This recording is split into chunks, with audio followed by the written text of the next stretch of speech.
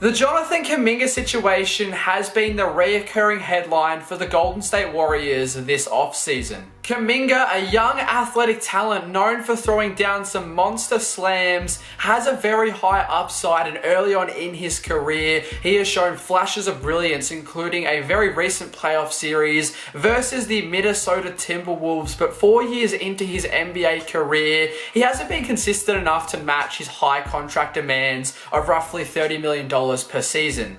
And to make things worse, the Warriors have a noticeably tight cap situation, which makes it much harder to extend JK. Despite only having 9 players on the roster at the moment, the Warriors find themselves with $170 million on the books, just $25 million under the first apron, and just $37 million under the very dangerous second apron. So if the Warriors were to meet the wants of Jonathan Kuminga, giving him $30 million a season moving forward, that would put the Warriors at a roughly $200 million salary cap, while still needing 4 more players on standing contracts prior to the beginning of the 2026 season. And for the Warriors to remain under that very costly second apron, those remaining 4 standard contracts would all need to combine for less than $7 million for the Warriors to avoid a crap load of tax next season, so roughly $1.7 million per player. And with the Warriors clearly needing more upgrades than just re-signing Jonathan Kuminga,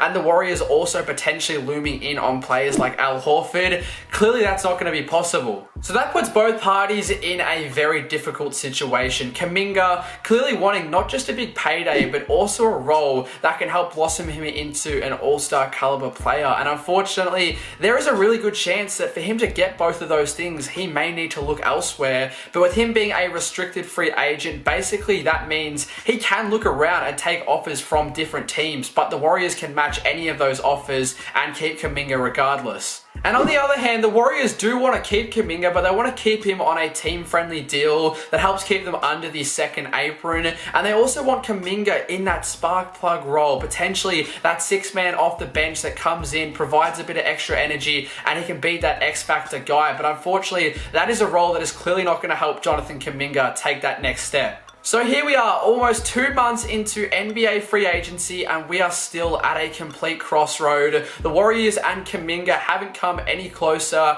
to an agreement on an extension. Now, there was a report around 2 weeks ago that the Warriors reportedly offered Kuminga a 2-year deal worth around $45 million.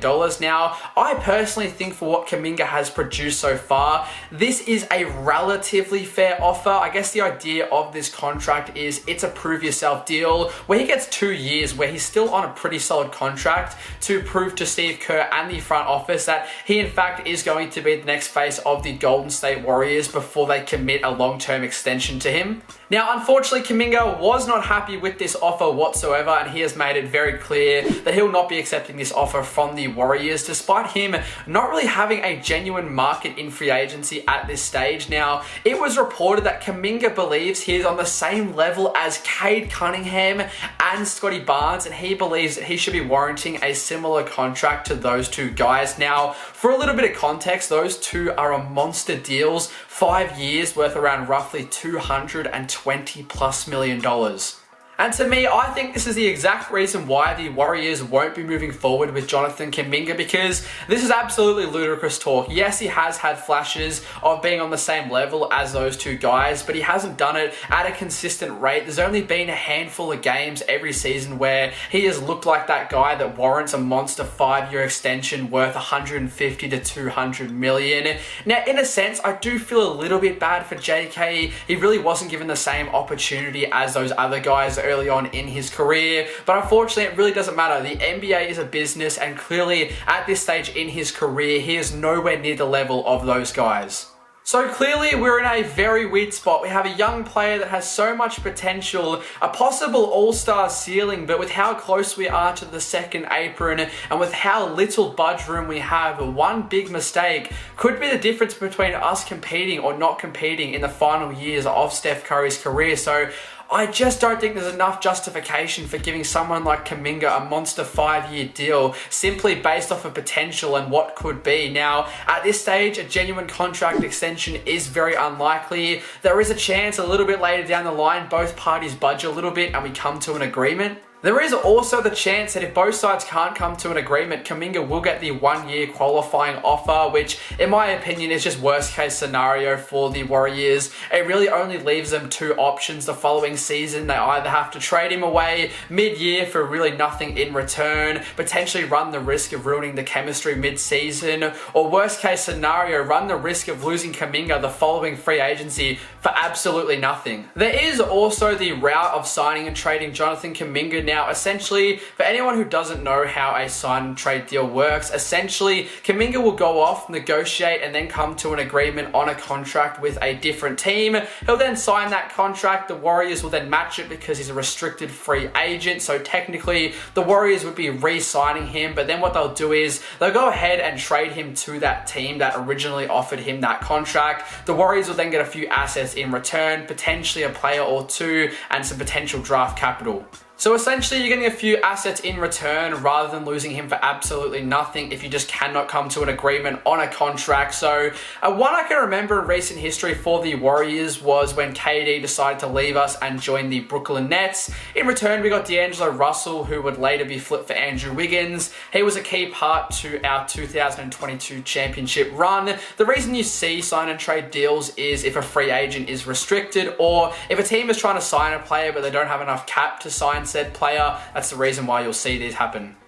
Now, like I said before, there really hasn't been as big of a market for Jonathan Kuminga as we would have expected heading into free agency, which does help the Warriors, but it massively hurts Kuminga. Now, I largely think this is due to the new second apron and all the new CBA rules. A lot of teams are hovering around that second apron, and they just don't want to run the risk of going over it and get taxed astronomically. I don't think people realize how deadly the second apron is. It can really hurt teams. So the only real team outside of the Warriors that had the potential to give Kuminga that monster contract he was looking for was the Brooklyn Nets. They were interested for a little while. They ended up going in a different direction and getting Michael Porter Jr. And the only real team interested in Kuminga outside of the Warriors at this stage is the Sacramento Kings, and really the only option when it comes to a sign and trade. Now, the Kings have been interested in Kuminga for a long time now, and it was reported that about 2 weeks ago they offered Kuminga a 3-year deal worth about $63 million,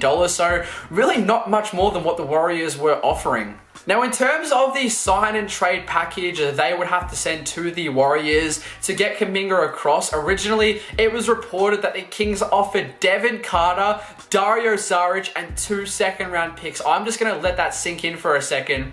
Yeah, they actually offered us that. What an absolute joke. Now, eventually, it was reported that they upped their offer the second time around. They offered Malik Monk and a 2030 first-round lottery pick. Still, I would say a lowball offer, which the Warriors quickly declined. Not too bad of an offer. Like, I wouldn't be insulted, but I still feel like we're getting the bad end of the stick on that deal. Now, Mike Dunleavy has made it clear to the Kings they are looking for Keegan Murray in any trade package regarding Jonathan Kuminga.